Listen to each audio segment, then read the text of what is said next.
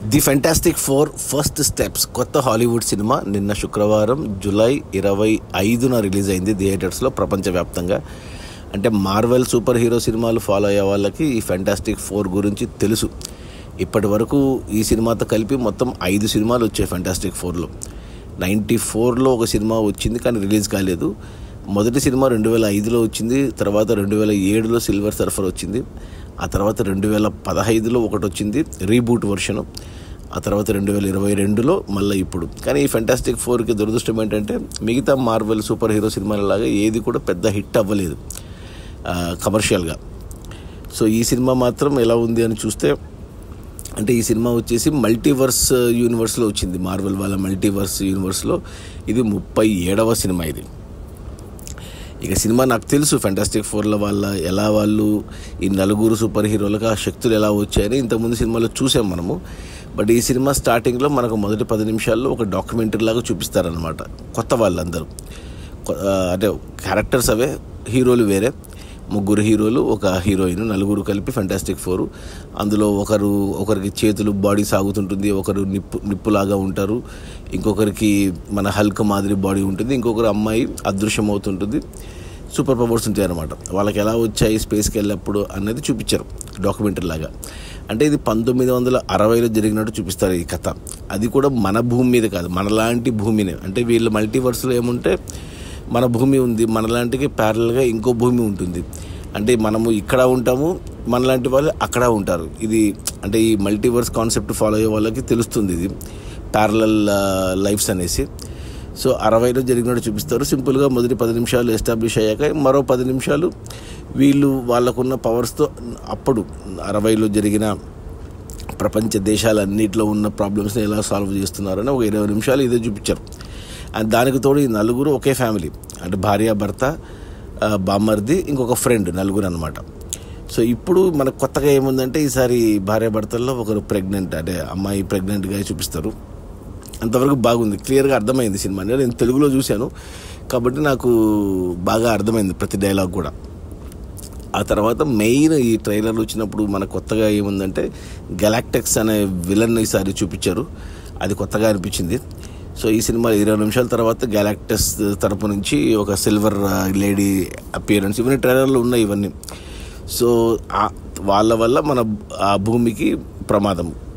So అది main కథ. ఇప్పుడు ఈ నలుగురు కలిసి భూమిని కాపాడాలి ఆ గెలాక్టస్ అనే సూపర్ విలన్ నుంచి, అంతే. ఇక మళ్ళీ వాళ్ళు దానికోసం ఏం చేశారు, ఆ గెలాక్టస్కి వీళ్ళ నుంచి ఏం కావాలి, దాన్ని వాళ్ళు ఎలా ఎదుర్కొన్నారనేది మిగతా సినిమా. 1:45 నిమిషాలు ఉంది సినిమా. సో లాస్ట్ అరగంట పాటు క్లైమాక్స్ పెట్టుకున్నారు. గెలాక్టస్ విలన్ ఎలా చూపించారంటే, నాకు అతన్ని చూస్తే, అంటే విలను గెలాక్టస్ని, అంటే వీళ్ళని ఎలా చెప్పాలంటే ఏలియన్స్ మాదిరి, ఏలియన్స్లో అంటే జైజాంటిక్ పర్సనాలిటీసు, అంటే స్పేస్ గాడ్ అన్నట్టు చూపించారనమాట. అపియరెన్స్ చూస్తే కొంచెము నాకు అనకూడదు కానీ కొద్దిగా మన ఒక దేవుడి అపియరెన్స్ లాగా అనిపించింది సడన్గా చూస్తే. అంటే దాన్ని వాళ్ళు హీరోగా చూపించింటే భక్తిభావం వచ్చేది, విలన్గా చూపించారు కాబట్టి నాకెందుకు అలా అనిపించింది. అది చెప్పకూడదు, నేను కాంట్రవర్సీలు అవుతుంది. సినిమా చూస్తే మీకు కూడా అనిపించేమో అలా. ఆ గెలాక్టస్ విలన్ చూసినప్పుడు మనకు ఒక దేవుడు గుర్తు రావచ్చు ఏమో, మరి నేను అలా అనిపించింది. సరే, ఇక మిగతా వాళ్ళు ఎలా కాపాడుకున్నారు వాళ్ళ భూమిని ఆ విలన్ నుంచి అనేది అంత బాగా ఉంది. అంతే సింపుల్గా ఉంది సినిమా, నీట్గా అర్థమవుతుంది. తెలుగులో చూస్తే ఇంకా బాగా అర్థమవుతుంది. నేను తెలుగులో చూశాను. సో గ్రాఫిక్స్ అది ఇది అంటే నాకు ఈ ఫెంటాస్టిక్ ఫోర్ సినిమాల్లో 2007లో వచ్చిన సిల్వర్ సర్ఫర్ అనే సినిమా నాకు చాలా ఇష్టం. ఆ సినిమా చాలా బాగా నచ్చింది నాకు. ఇది కూడా కొద్దిగా అలాగే ఉంది, సిల్వర్ సర్ఫర్ లాగానే ఉంది కొంచెం. బట్ చూడొచ్చా అంటే ఇప్పుడు మార్వెల్ సినిమాలు ఫాలో అయ్యే వాళ్ళకి తప్పదు, అన్నీ చూడాల్సిందే ఖచ్చితంగా. సో వాళ్ళకైతే తప్పదు. కొత్తగా ఎవరైనా చూస్తుంటే కేవలం ఈ సినిమా వరకే, అంటే దాని ముందు ఏంటో తెలియదు మనకు, దాని తర్వాత ఏమొస్తాయో మనకు తెలియదు, కేవలం ఈ సినిమా వరకు చూడాలనుకుంటే కూడా హాలీవుడ్ సినిమాలు మనం చూసేది ఆ యాక్షన్ ఎపిసోడ్స్కి, ఆ గ్రాఫిక్స్కి, వాటికి. బట్ ఈ సినిమా ఏదైతే స్టార్ట్ అవుతుందో, ఏదైతే ప్లాట్ ఉందో ఫినిష్ చేశారు, ఏదైతే ప్రాబ్లం ఉందో ఫినిష్ చేశారు కాబట్టి ఇండివిజువల్ సినిమాగా చూసినా నచ్చుతుంది.